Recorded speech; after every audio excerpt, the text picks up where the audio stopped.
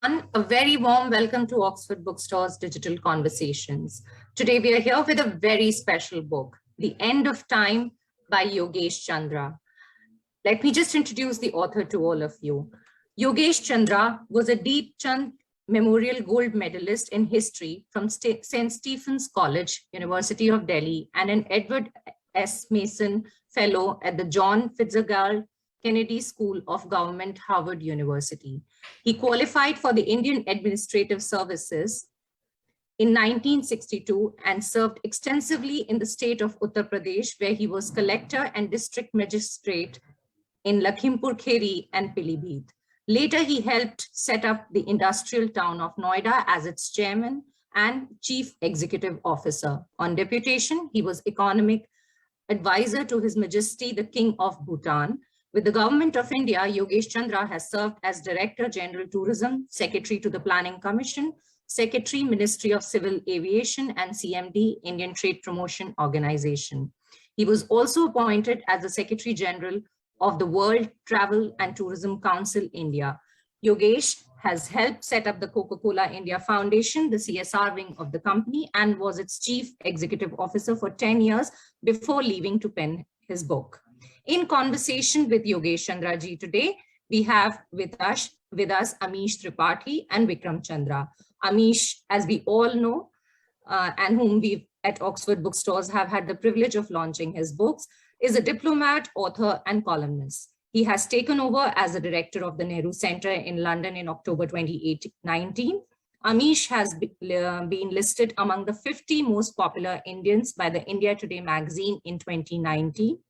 Forbes India has regularly ranked Amish amongst the top 100 most influential celebrities in India. Amish was also selected as the Eisenhower Fellow, a prestigious American program for outstanding leaders from around the world in 2014. Amish is also an alumni of the prestigious IIM Calcutta. He's worked for 14 years in the financial service industry before turning into writing.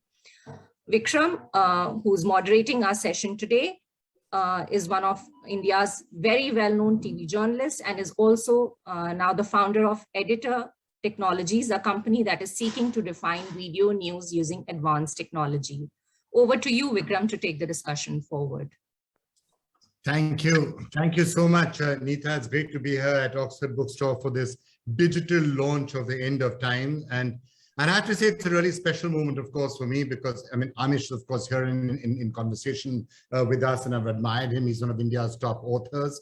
And the person who's written The End of Time, Yogesh Chandra, it's a bit of an intimidating experience for me, seeing as he taught me how to read and speak and write, and was also my debating coach. So I can just see him glaring at me during the course of this conversation and saying, what sort of questions are you asking? So it's great to have you with us. I think I should call you Mr. Chandra for the purpose of this discussion. It's great to have you with us, Mr. Chandra and Amish. Thank you both so much for being with us. If you could just start off, it is the digital launch. So Mr. Chandra, I'm going to ask you to hold up the copy of the book, and Amish, perhaps this being digital, you could press a button on the screen or something to launch it. Yeah, there you go. Fantastic. That's the. There you go. I'm pressing it. Oh, yeah, lovely. So that's the end of time. It's as the age of evil advances, humanity must face its final apocalypse. Written by Yogesh Chandra. It is, of course, available in the stores. You can go and buy it at Oxford Bookstore. The book is out, and the book is now available. Why don't I just start off with you, Mr. Chandra? I mean, I have to say, any book that is talking about an apocalypse in this age and time seems particularly relevant, seeing as what we are seeing around us, not just COVID, but air pollution, crime, the sort of chaos we are seeing. Talk of an apocalypse seems particularly well-timed. But I was struck by the fact that you seem to be indicating in your book that virtually every religion talks about an apocalypse coming or the end of time coming. Yes. No, let's start with Hinduism. You know, it has been said that the Kali Yuga started with the passing away of Lord Krishna, and the Kali Yuga advances. It will end through the 10th avatar of Vishnu, Lord Kalki. Now, it's particularly relevant, as you said, because today we see crime, we see pollution, we see climate change, we see COVID. COVID is the latest example of this. So we are heading towards an apocalypse. And I think it is relevant that time is now going to come to an end with the Kalki Avatar. And what I have written in this book is how this will happen. Now, you know, in Hinduism, we have the 4 yugs, Satyug, Treta Yug, Dwapar Yug, and then Kali Yug. And then it starts again. It starts again with the Satyug. So the problem before Lord Kalki is how do you destroy the evil of the Kali Yug and lead to the new Satyug? And that is what this book is about, how he works out this entire cycle. I'm going to pause you on that and get Amish in on this, because Amish, I mean, you also been reinterpreting and re-looking at a lot of the legends. You did that with Lord Shiv, of course. You did that with Lord Ram. Time to look, I mean, are we staring at an apocalypse or the end of time, and time to reopen some of the legends in the scriptures to look at that? I certainly think the time is perfect for that. I'm delighted Mr. Chandra is doing this work. You know, I picked up 2 things. I have to admit, I'm in London, so I still haven't got the book, but I'm really looking forward to reading it. But you know, I think 2 things which Mr. Chandra said, which really rings home with me. One, the concept of apocalypse has been there in all religions and all cultures, and not just in religions that survive to this day, but even ancient religions which may have died out. In Hem, which is the ancient Egyptian religion, ancient Greco-Hellenic religion, the ancient Mayan. And there was this, and practically all of them begin with that there was this apocalypse of the Great Flood, and then the world began post that. And there's this theory that Graham Hancock, a brilliant historian, had put out, that was the Great Flood a global event? You know, that at the end of the last great ice age, which was 12,000 years ago, the ice melted, sea levels rose, and it rose everywhere in the world. So there could have been antediluvian cultures more than 12,000 years old. Sea levels rose everywhere. So there was flood everywhere. So it was a global event, which gave rise to a sense of apocalypse. And then, of course, as life happens, you know, restarted once again.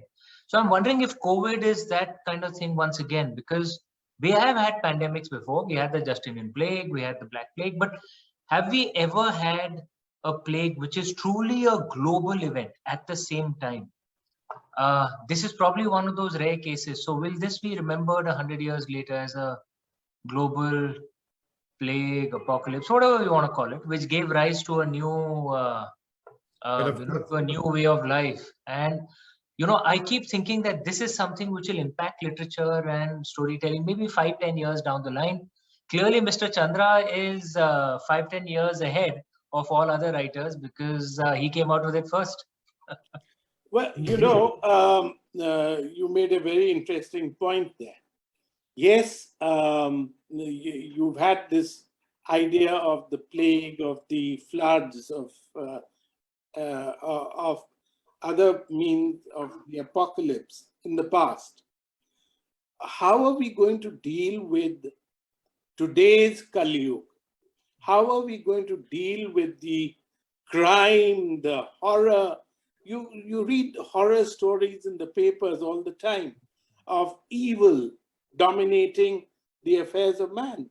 Now, one of the ways by which this evil can be encountered is through science.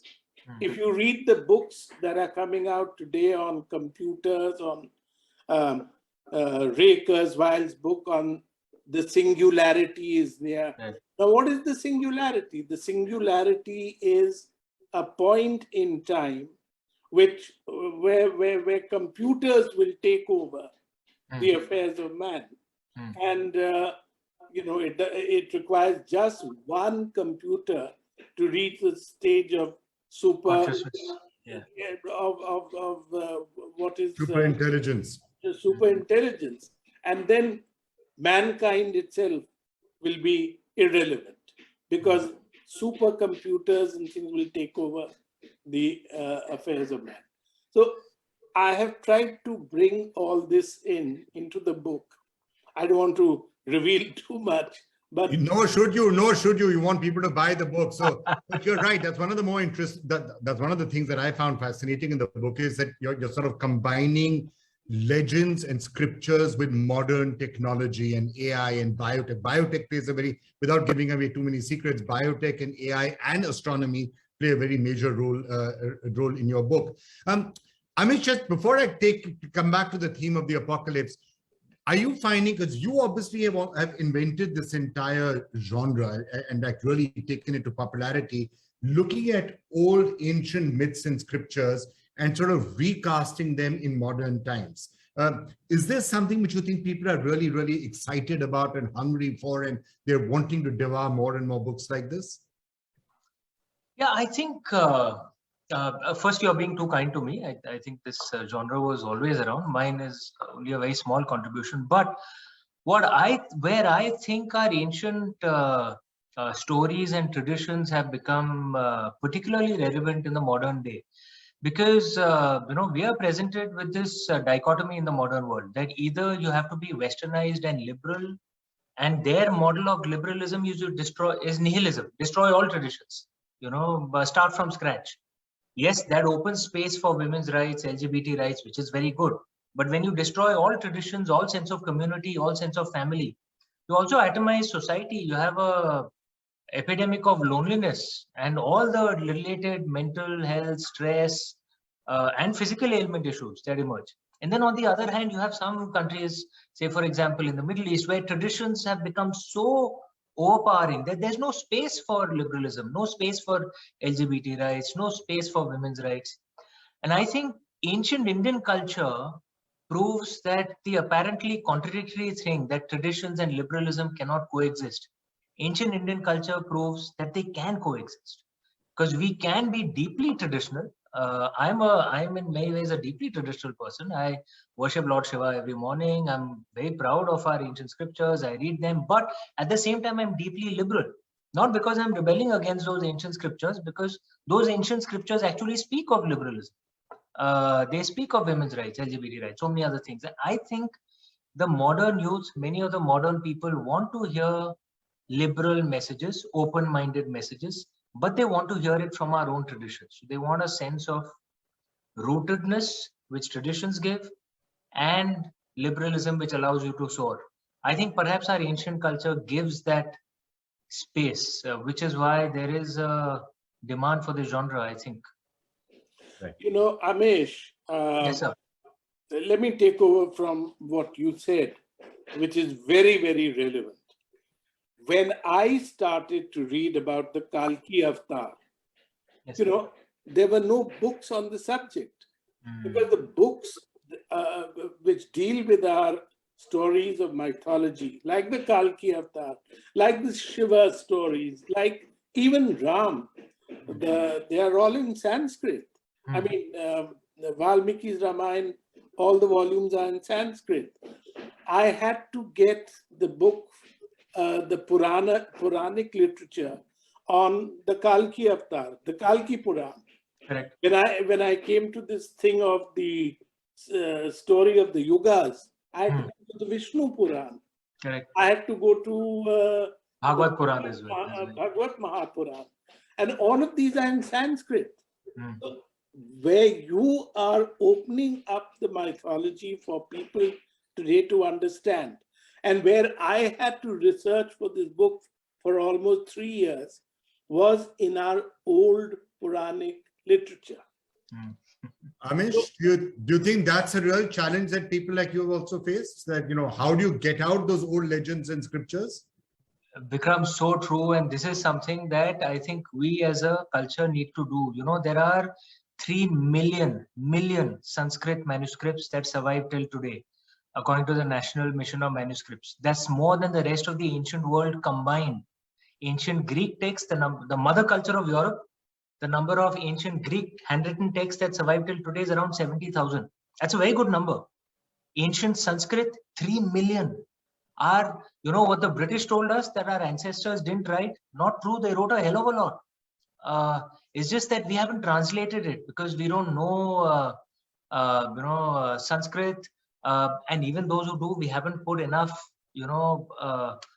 organized efforts to translate it. And which is why what Mr. Chandra is doing is so wonderful, that if we can actually look at those texts, and it's not just spiritual texts, there are scientific texts, medical texts, astronomy, so much that can be researched, so much wonderful, useful knowledge, which then can be researched and put into easy language for the modern day.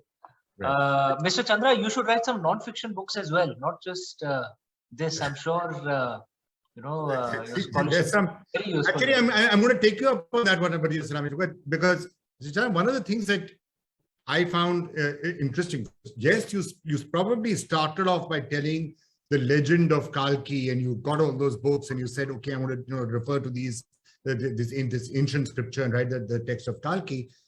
But somewhere along the way, you did get in a lot of the nonfiction that Amish was talking about right now. You got in artificial intelligence, you got in biotech, you got in astrophysics, you got in astronomy, you got the modern technology into it. Was that one of the most interesting parts of writing the book for you, that how do you fuse the ancient scriptures with modern technology? Yes. When I was trying to get the Kalki avatar, or to think like the Kalki avatar, how do you destroy the evil of the Kali Yuga and get in the Satyug again?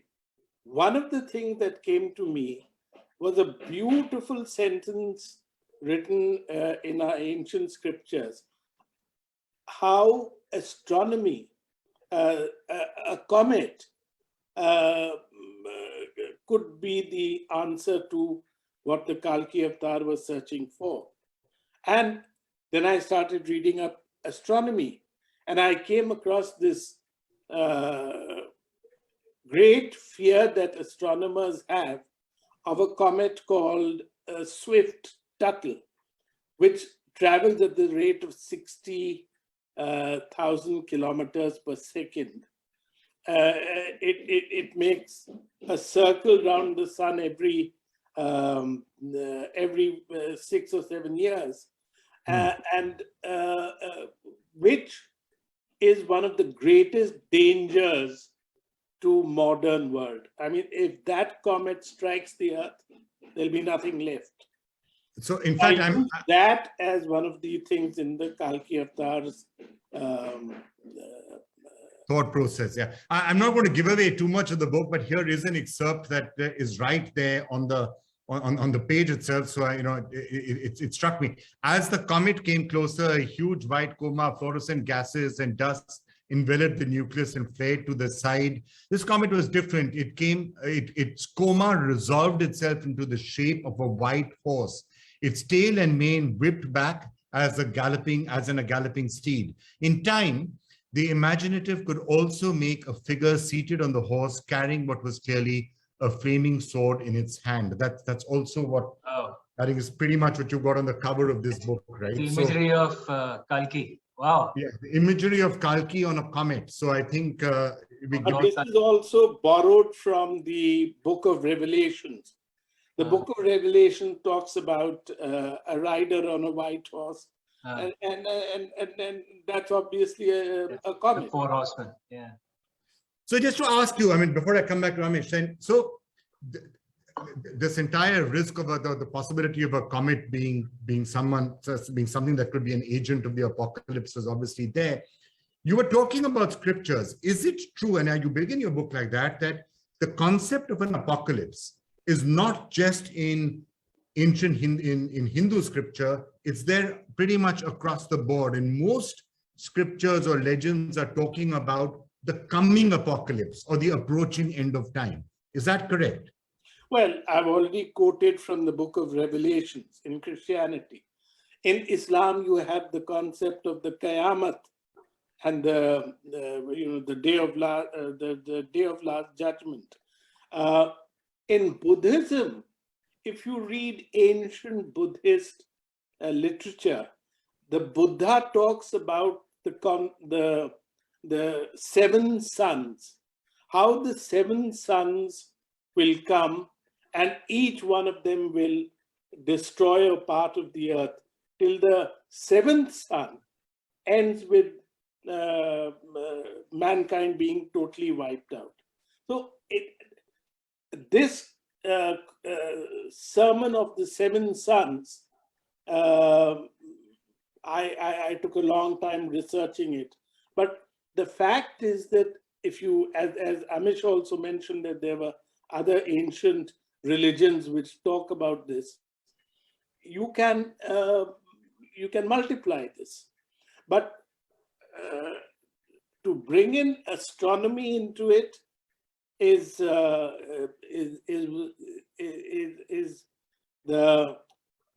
right of the author.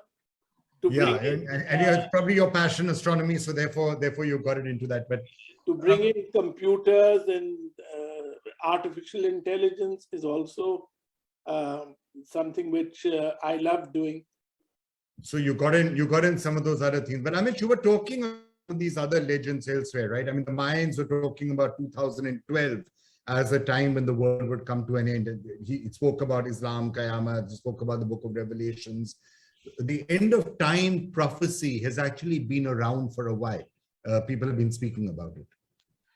Yeah, true. But there is there are 2 groups of cultures or religions on how they approach what you could call Qayamat or end of time or Pralay. Many of the ancient cultures, and particularly the dharmic religions, Hinduism, Buddhism, Jainism, Sikhism, see it as a cycle. They don't see it as that this is the end of time and then forever after there is one kingdom of heaven. But many of the, and particularly the Abrahamic religions, but also a few, not all, a few of the ancient pagan religions, so the Mayans, etc., would be, that this is the end of time, this is the end of our human world, and then there's a kingdom of heaven forever after. That is a fundamental difference. In the dharmic way, it is a yuga cycle. It goes round and round a cycle. So there is a rise, there's a fall. There's a rise, there's a fall. It's not, time is not linear in the dharmic way, unlike in Christianity and Islam. There are philosophical strengths and weaknesses to both sides. But what is the actual truth, we'll get to know only at Pralay. I suspect none of us will be around till then. So. you seem to be talking, in the end of time, you seem to be looking at the Yuga theory, right? And the concept of cycles. How Kali can give way to Satyug. That seems to be a key focus in this book, in the end of time. Well, let me just come in there. We have had a pralay of a kind 69 million years ago in the Chicxulub asteroid strike on the Yucatan Peninsula in Mexico. An asteroid about 10 or 15 kilometers big crashed into the earth, and it is what led to the wiping out of the dinosaurs and two scientists, Louis and Michael Alvarez, father and son, discovered this layer of iridium around the earth in different places, New Zealand, Italy, America, Canada, where they found that life had ceased. There was no life. There were only fossils, fossilized remains. And later on, they found that this was due to this asteroid strike, which wiped out the dinosaurs. So we've had this type of pralay, as Amish puts it. And this sort of a thing could hit again, could come again. I mean, I read the other day that the Americans are launching this DART program, D-A-R-T, to stop comets, to stop a comet or an asteroid. So these things are still very much alive. In 1997, you had the Schumacher-Levy comet striking Jupiter. And so these things are happening. Wow. So, I mean, there's a lot to think about and worry about. And I mean, as I was saying, COVID is one thing, but there are other possible dangers out there, other possible things that could bring the end of time. Yeah, I'm not sure how much you've been worrying about comets so far, but perhaps. But that's a thing. If you believe in the Indian way, there is no end of life, because it is circular. In the truly philosophical approach of the Indian way, there is no death, because nothing escapes the universe. You just change form. That's all. And if that's what's going to happen, then there's no need for any fear, right? You're not dying. You're just changing form. And I think these philosophies kind of make you calmer. Look, there's a problem, figure out how to handle it. And if you can't handle it, okay, you can't handle it. There's always the next life. So that I think is part of what you've been. So again, coming back to that theme, Mr. Chandra, that is really what you're trying to do out here, right? Saying that the end of time isn't necessarily the end of everything, because a lot of what you try, and as I said, I don't want to give away the secrets of the book, but what you spend a lot of time in the book trying to figure out is, how can life and man and the good be sustained even after an apocalypse, if there was to be one? Would that be a fair way of summarizing it? Correct, because again, I don't want to give away too much in the book, but Kalki is faced with a number of choices. If you read the Kalki Puran, he's faced with a number of choices of how the world should be destroyed. Lord Shiva himself, who was the guru of Kalki, Lord Shiva tells him, you have to destroy the world. It is your task. You are the 10th avatar of Vishnu. So then he goes and sees what are these alternatives. And that is the fascination to me in the book, how he chooses one and then discards it, chooses another, then discards it, and finally comes to the... But don't give away the secrets, as we are saying. This is probably the best time to plug the book again and say, if you really want to find out what happens next, you should go out and buy this. Amish, any closing, any further thoughts from you on this entire genre, on some of what we have spoken? I think everything, Vikram, I've always appreciated your thoughts and getting to know you, but I can see that the apple hasn't fallen too far from the tree. And Mr. Chandra, you've been utterly fascinating. I'm really looking forward to reading this book. Your thoughts, your philosophical insights. It's rare for someone to understand science, societal issues, fiction, and then merge them all together into a engaging fiction story. And seriously, Mr. Chandra, you should write some non-fiction books. This is an age when people need thoughts, ideas, because it's an age of confusion. There's so much change happening. Most people don't know how to react to this. And I'd look forward to meeting you whenever I come down to Delhi next, Mr. Chandra. Thank you. I'd love to do that. Can I just ask one question before we allow Amish to go, and just in case if there any of you watching this have any questions, do send it to us. We can maybe take a couple of them. But just wanted to ask you, now you've been a bureaucrat. You've spent your entire life in public service. What made you decide actually to write a fiction book about the apocalypse instead of writing a non-fiction memoir about your days in government and Noida or civil aviation or whatever? Sorry. Can I cut it? When I was asking about non-fiction, I wasn't asking about his bureaucracy. It was about his philosophical insights and his science. That's what I'm fascinated by. Yeah, I think he felt, when it comes to that, I think he felt it's easier to write it in the fiction book. At least you can stick to the fiction book and not actually explaining it. I think that's what he tried to do in this. But yeah, what made you decide to write this book? I've always been fascinated by this concept of the end of time. And in fact, I was wanting you to write about the comet and Kalki and so on. You, of course, went on to other things. And therefore, I took on the task. But when I took on the task, I had to read things like the Bhagavad Mahapuran, the Vishnu Puran, the Kalki Puran above all. It took me a number of years to do that. But I think in my old age of retirement, I really loved writing this book. And that's it. That's it. Right. Well, that's fantastic. Amish, thank you so much for joining us. Mr. Chandra, thank you so much for joining us once again. And just a reminder, this is available at Oxford Bookstore. It's a launch. Today is the launch of the book. So go out and get it. And wait, hang on. There are some questions coming in. Here's a viewer who said, how long did it take you to research the book? Oh, about 3 or 4 years. You know, you have to go to, like for instance, when I was researching the theory of yugas, there's so much literature on it. You have to go to the Bhagavad Mahapuran.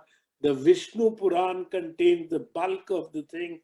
But then, you know, there's some people who've written about the theory of yugas. And so all of this takes time. It's fascinating. I mean, the point is that you are not doing it for writing a book. You are educating yourself. You are enlightening yourself. And that's what's fascinating. Did you have the same experience, Amish, when you were doing Immortals or Meluha? I mean, there's a lot more literature, I'm sure, available on the Ramayana, but the Immortals of Meluha and some of those ancient legends of ancient India, also Hail Dev for that matter, when you were writing that. Is this really fascinating research to do, because so little is known about some of these stories? Yeah, true. There is so much that there's to discover in India. And I think the more you read, the more you realize how little we know. Though we've lived all our lives in India, we love our country, but how little we know about it. Because the thing is, India is such a vast country. We're 20% of humanity. We're the only pre-Bronze Age culture that is still alive. So many of our traditions, stories go back thousands and thousands of years. There is so much to research in almost every subject. It's almost impossible. If any Indian says, I know all that there is to India, he is an arrogant fool, because there is no way. And ignorant, probably. And ignorant. There's so much to learn about our beautiful country, and it's wonderful researching it. Yeah, you grow. Okay. Here's another viewer question that's coming in. After having served as a civil servant for such a long period, was it difficult to take up a project like this? No, not really. I mean, the civil service is, if you really look at it, it's a fascinating experience. You see so much of India. You see so much of the people of India. You see so much of our history, our culture, our traditions, and that makes for a very, very rich tapestry to experiment in.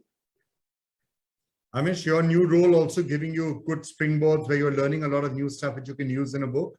Yeah, lots of insights into the bureaucracy. I will put that in a book sometime. Yes, perhaps that would be a good idea to collaborate on that. You know, Amish, Yes, sir. the Nehru Center, yeah, in London.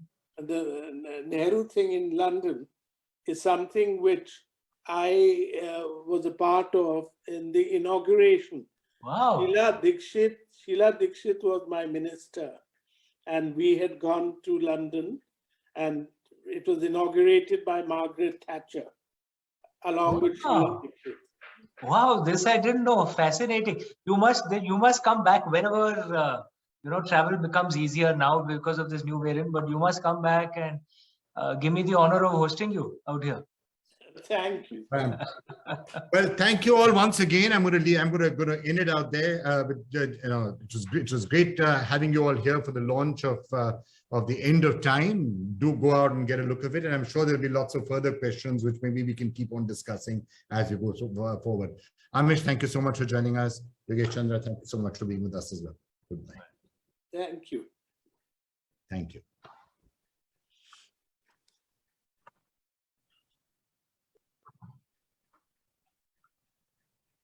Are we still live? No, we're still live. I should. Yeah, I think